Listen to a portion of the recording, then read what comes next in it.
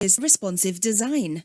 Well, in today's world, internet is one of the most important forms of media. And the internet is mostly consumed using desktop computers, right? But wait, how about mobile devices, smartphones, and tablets? The share of internet usage on these devices is growing every day. In 2011, mobile browsing took a share of about 11%. In 2013, it was near to 25%, and 2014 was the first year mobile exceeded desktop internet usage. So what does all this mean to you?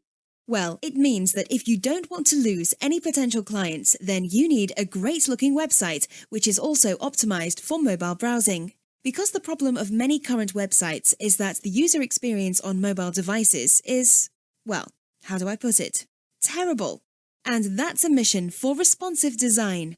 Responsive website responds to the screen size of the device you are viewing it on. So instead of creating different websites for different devices, your responsive website rearranges the elements to fit any screen.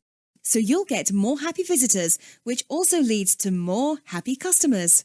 Interested in responsive design? Want one of those responsive websites for your business? Well,